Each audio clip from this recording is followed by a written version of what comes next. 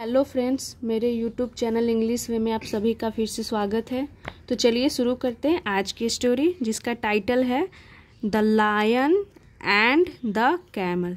Lion का मतलब शेर हो गया, एंड और द कैमल यानी कि ऊँट, और द का यूज इस दोनों में किया गया है क्योंकि एक खास लायन की बात हो रही है और कैमल की बात हो रही है। तो चलिए शुरू करते हैं स्टोरी को।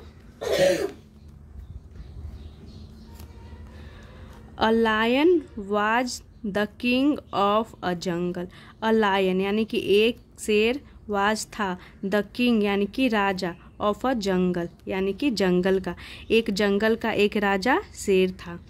He had many animals। He had many animals यानी कि उसके पास थे, उसके थे बहुत सारे जानवर थे। तो ये जो सेंटेंस है यहाँ से यहाँ तक देख रहे हैं, ये स्टेट ऑफ पोजेशन की सेंटेंस कहलाती है, जिसमें हम बोलते हैं ना कि हमारे पास ये है, उसके पास वो है, हमारे 2 बच्चे हैं, उसके 2 भाई हैं। इस टाइप की सेंटेंस स्टेट ऑफ पोजेशन की सेंटेंस कहलाती है। तो ही हैड मेनी एनिमल्स यानी कि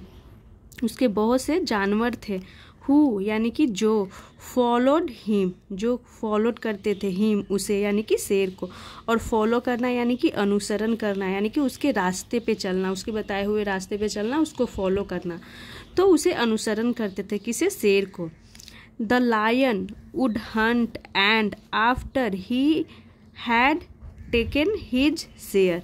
तो द लायन यानी कि शेर, इसका मतलब हो गया शेर। वुड हंट, तो वुड यानी कि किया करता था, क्या करता था, हंट यानी कि शिकार, वह शिकार किया करता था। और वुड यहाँ रिपीटेशन को दिखा रहा है, यूज टू वाला सेंस दे रहा है कि वो क्या किया करता था, तो वो शिकार किया करता था। एंड और आफ्टर यानी कि बाद में, ही हैड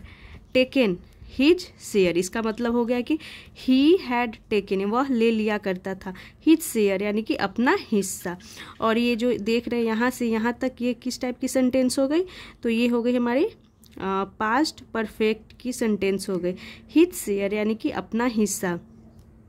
द रेस्ट का मतलब हो गया बचा हुआ। Was given to his followers, यानी द रेस्ट यानी कि बचा हुआ, वाज गिवन यानी कि दिया जाता था, टू हिज फॉलोअर्स यानी कि उसके फॉलोअर्स, जो उसके अनुयायी थे, जो उसे फॉलो करते थे, बचा हुआ उसे दे दिया जाता था।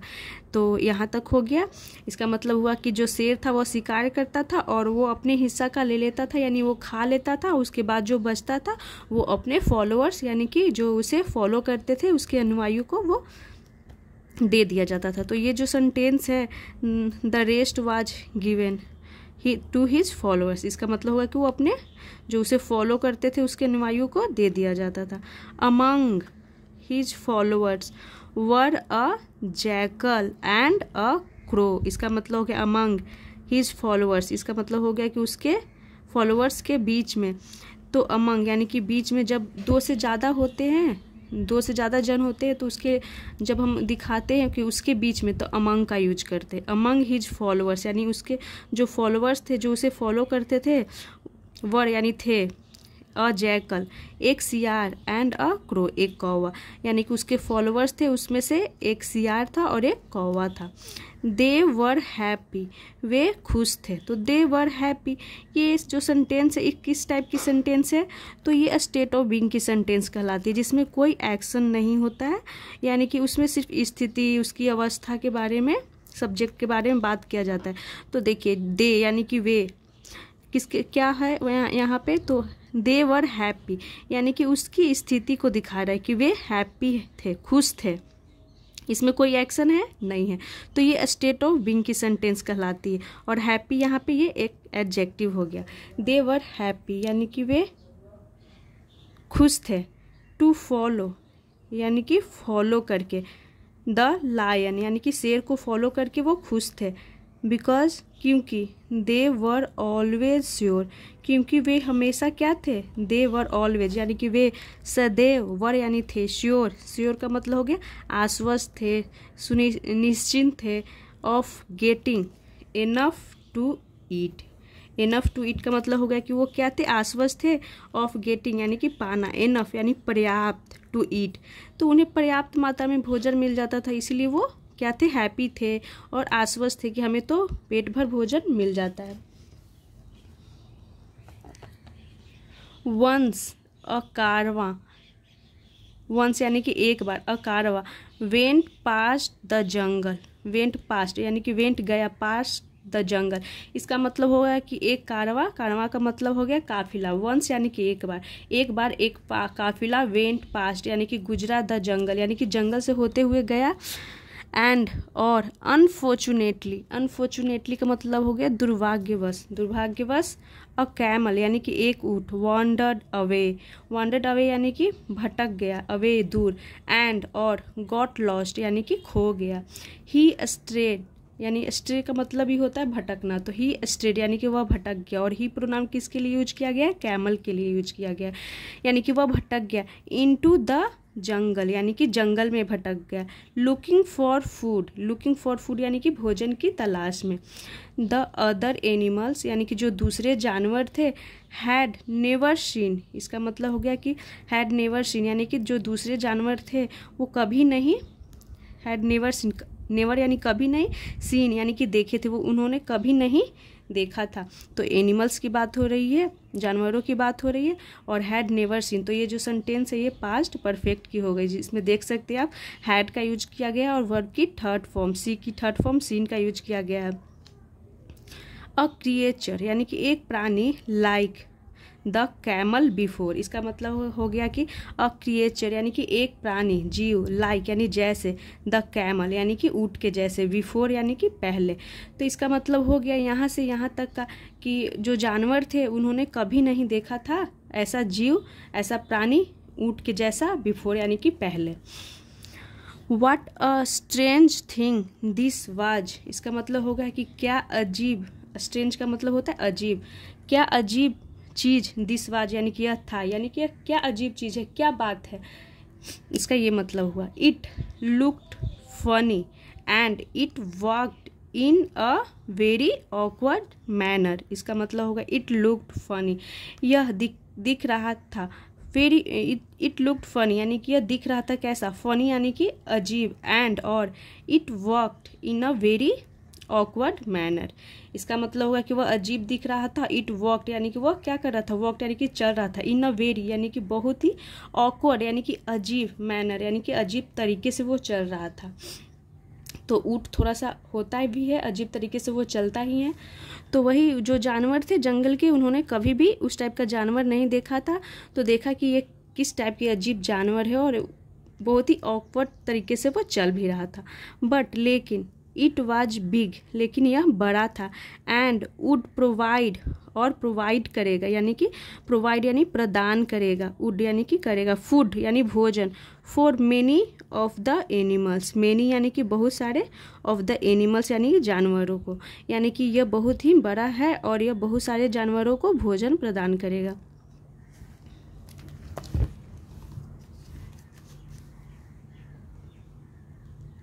सो इसीलिए they took him to the lion, इसीलिए दे यानी कि जानवरों की बात हो रही है, उनके लिए दे प्रोनाउन का यूज किया गया है। दे टुक, तो टेक की सेकंड फॉर्म टुक हो गई, टुक हिम यानी कि उसे ले गया, टू द लायन यानी किसके पास, शेर के पास, यानी जो जानवर थे वो कैमल को कहाँ ले गए, तो शेर के पास। The camel was very polite, जो कैमल ऊँट था, वाज यानी था, वेरी पोलाइट, पोलाइट यानी कि विनम्र, वो बहुत ही क्या था, विनम्र था, एंड और after going to the king यानी कि और आफ्टर बोइंग, बोइंग का मतलब हो गया कि सर को झुकाकर ऐसे नमस्कार करना, प्रणाम करना, of after going to the king यानी राजा को नमस्कार करने के बाद, ही टोल्ड उसने बताया, टेल की सेकंड फॉर्म टोल्ड हो गई, टोल्ड हिम किसे बताया, तो शेर को, ऑल अबाउट यानी कि सभी, अबाउट के बारे में, हिम सेल्फ यानी कि वो अपने बारे में सारा कुछ बताया। The lion was a very generous king, the lion यानी वो जो शेर था, वाज था, अ वेरी यानी कि बहुत, जेनरस यानी कि उदार बोल सकते हैं, दरिया दिल बोल सकते हैं, किंग यानी कि राजा, जो शेर था वो बहुत ही दरिया दिल राजा था। देयरफॉर यानी कि इसीलिए, ही आस्क्ड उसने कहा, the camel to live comfortably यानी उसने क्या कहा, तो आस्क्ड का मतलब यहाँ पे कुछ करने के लिए, कहने के लिए किया गया है। तो आस्क द कैमल, उसने कैमल को यानी ऊँट को कहा टू लीव यानी रहने के लिए, कंफर्टेबली यानी कि आराम से। उसने क्या कहा ऊँट को कि कंफर्टेबली यानी कि आराम से रहने के लिए इन द जंगल यानी कि जंगल में, विथ ऑल द एनिमल्स यानी कि विथ यानी साथ में, ऑल द एनिमल्स यानी कि सभी जानवरों के साथ में रहने के लिए उसने कहा। The camel could eat the fresh grass and leaves, यानी जो कैमल था, ऊँट था, वुड ईट यानी कि वो खाता था, द फ्रेश यानी कि फ्रेश यानी मतलब हो गया ताजी, ग्रास यानी कि ताजी घास को, एंड लीव्स और पत्तियों को, वो ताजी घास और पत्तियों को खाता था। कौन? Camel. And did not have to carry heavy burdens, इसका मतलब हो गया कि and did not have to, तो हैव टू यानी कि करना पड़ता था और डिड नॉट का यूज किया गया है, यानी कि डिड नॉट हैव टू यानी नहीं करना पड़ता था, कैरी यानी कि उठाना पड़ता था, हैवी बर्डन्स यानी कि हैवी का मतलब हो गया भारी, बर्डन्स यानी कि बोझ, उसे भारी बोझ नहीं उठाना पड़ता था। ऑन हिज बैक यानी कि अपने पीठ पर। द कैमल यानी कि वह camel settle down happily in the jungle, यानी कि जो कैमल था सेटल डाउन यानी कि बस गया, हैप्पीली यानी कि खुशी से, इन द जंगल यानी कि जंगल में, और सेटल डाउन एक फ्रेजल वर्ब हो गया, इसका मतलब होता है बस जाना। तो वह जंगल में हैप्पीली यानी कि खुशी से वो बस गया। But the crow and the jackal were not happy at all, इसका मतलब हो गया कि लेकिन द क्रो यानी कि जो कौवा था और द जैकल और सियार वर थे नॉट हैप्पी, वो खुश नहीं थे, एट ऑल यानी कि बिल्कुल, वो बिल्कुल भी खुश नहीं थे। They had lost a nice dinner, they had lost यानी कि उन्होंने खो दिया था, अ नाइस एक अच्छा डिनर, यानी कि डिनर मतलब होता है रात का भोजन, तो उन्होंने एक अच्छा डिनर खो चुका था। सो इसीलिए द टू वीक फ्रेंड्स, इसीलिए दो दुष्ट, वीक का मतलब होता है दुष्ट, फ्रेंड्स और ये एक एडजेक्टिव हो गया, दो दुष्ट दोस्त वेटेड फॉर अ चांस, यानी कि जो दुष्ट दोस्त थे उन्होंने क्या किया, इंतजार किया, फॉर अ चांस यानी कि चांस का मतलब हो गया मौके का, एक मौके का इंतजार किया। टू किल यानी मारने के लिए, द कैमल यानी उस ऊँट को मारने के लिए उन्होंने इंतजार किया। जो दो दोस्त थे कौन, तो सियार और क्रो, उन्होंने इंतजार किया कैमल को मारने का, चांस का, उन्होंने कि जब मुझे मौका मिले चांस तो मैं इसे मार सकूं। वन डे यानी कि एक दिन, it so happened that the lion had a fight with an elephant, यहाँ तक हो गया, फुल स्टॉप है। एक दिन, इट सो हैपन यानी कि सो हैपन ऐसा हुआ, डैट की द लायन यानी कि शेर, हैड अ फाइट यानी यहाँ पे होना चाहिए था फाउट यानी कि थर्ड फॉर्म होना चाहिए था,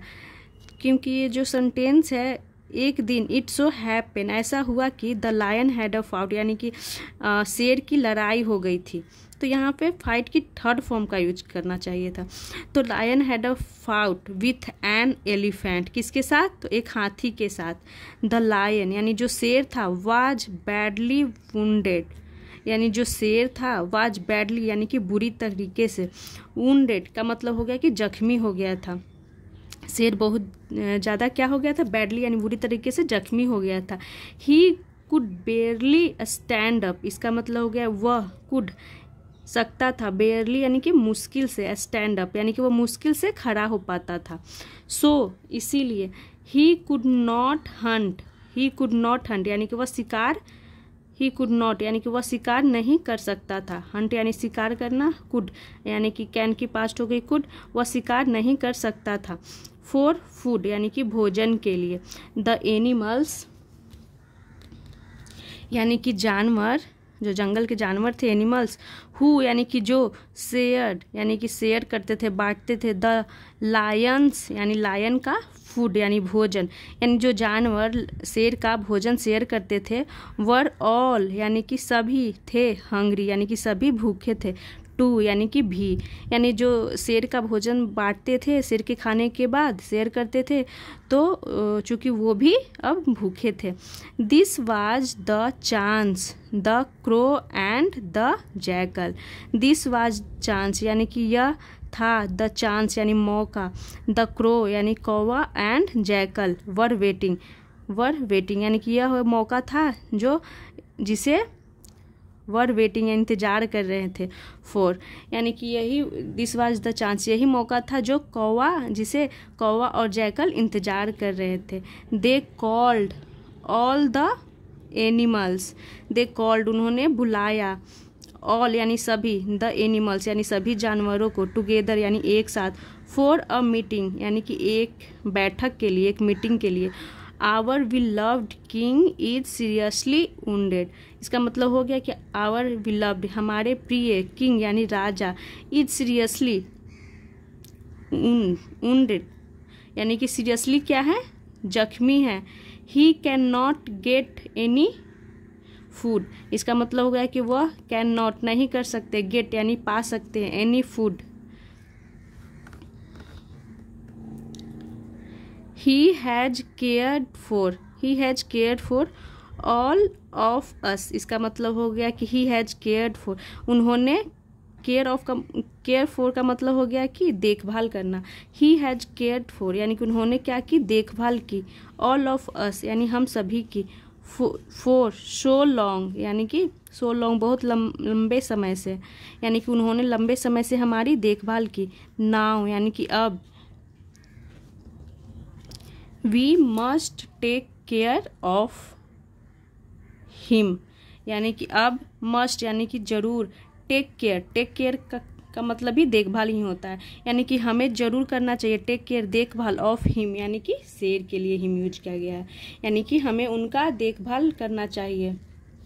क्योंकि क्या बोला कि जब हम वो जो शेर थे वो लंबे समय से हमारी देखभाल कर रहे थे, तो अब वो भोजन नहीं प्राप्त कर सकते हैं खुद से, तो हमें उनकी क्या करनी चाहिए, उनकी देखभाल करनी चाहिए।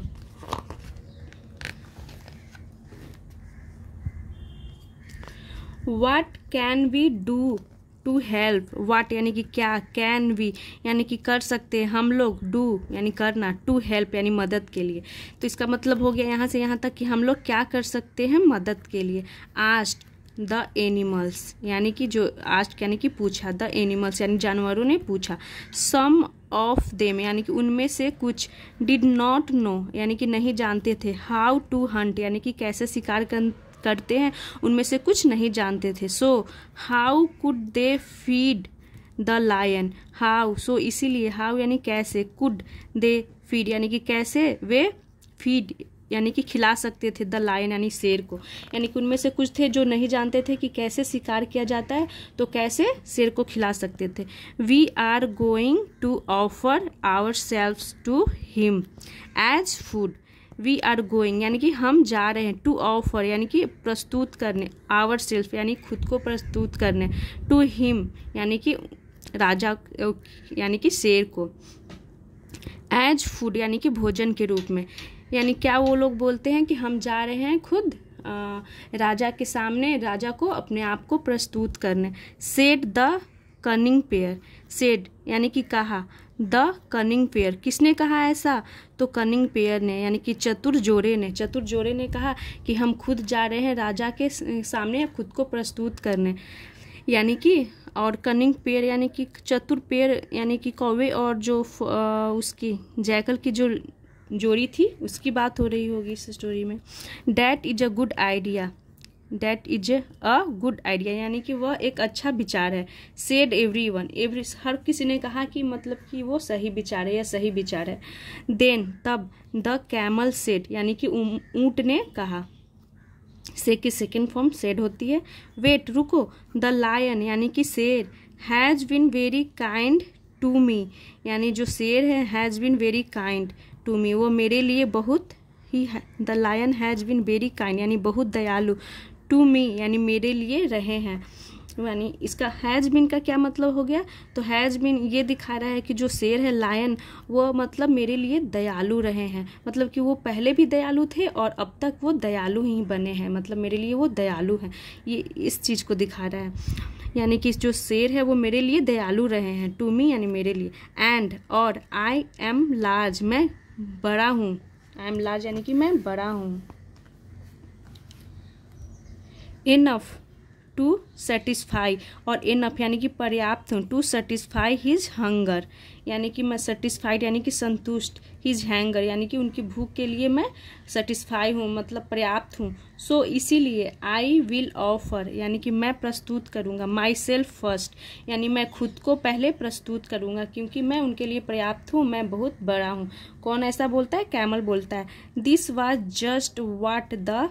Crow and the jackal wanted, इसका मतलब हो कि दिस वाज यह था, जस्ट यानी कि केवल, वाट यानी जो, the crow and the jackal यानी कौवा और सियार, वांटेड यानी चाहता था। इसका मतलब ये हो गया यहाँ से यहाँ तक कि यही है जो कौवा और जैकल चाहता था, तो यही तो चाहता था कौवा और कौन, jackal. They took the camel यानी कि दे वे ले गए, टुक टेक की second form took, the camel यानी ऊंट को, टू द लायन यानी कि शेर के पास, सून यानी कि जल्द, दे परसुएड, इसे पढ़ेंगे परसुएडेड यानी कि उन्होंने राजी कर लिया, द लायन यानी कि शेर को, एंड और द लायन यानी कि शेर, किल्ड द कैमल, और जो लायन था शेर, किल्ड यानी कि मार दिया, द कैमल यानी ऊंट को, आफ्टर यानी कि बाद में, द लायन यानी शेर, had eaten his fill, lion had eaten यानी इसका मतलब हो गया कि शेर हैड ईटेन यानी खा लिया था, हिज फील यानी कि अपना पेट भर, अपनी भूख भर वो खा लिया था, द क्रो यानी कि कौवा, एंड द जैकल यानी और सियार, अल्सो भी, एट यानी कि खाएं, देयर शेयर यानी कि अपना अपना हिस्सा, यानी कि उन्होंने अपना हिस्सा खाया, यानी शेर भी खाया और उसके बाद कौवा और सियार भी अपना हिस्सा खाया, एंड और डैट वाज यानी कि वह था, द एंड यानी कि अंत, of the poor foolish camel यानी इसका मतलब हो गया कि और वह वाज था, द एंड यानी अंत, किसका, तो ऑफ द पुअर फुलिश यानी कि बेचारा, फुलिश यानी मूर्ख, कैमल का अंत था, यह अंत था कैमल का। तो ये थी स्टोरी, और जैसा कि इस स्टोरी में है, तो जैसा कि ये एक कौवा और सियार दोनों की प्लानिंग थी, जिसके वजह से ये बेचारा कैमल ये अपनी जान गंवाना पड़ा इसे। तो ये थी आज की स्टोरी, आई होप आप लोगों को अच्छी लगी हो। ये थोड़ी लंबी स्टोरी थी इसलिए मुझे जल्दी इसे ट्रांसलेट करना पड़ा, अदरवाइज मैं इसे कोशिश करती हूँ कि वर्ड टू वर्ड ट्रांसलेट करूँ और बताऊँ, लेकिन फिर भी जहाँ तक हो सका मैंने की। तो आपको वीडियो मेरी अच्छी लगी हो तो प्लीज़ इसे लाइक करें और ऐसे ही वीडियोस देखने के लिए मेरे चैनल को सब्सक्राइब करें। Thanks for watching.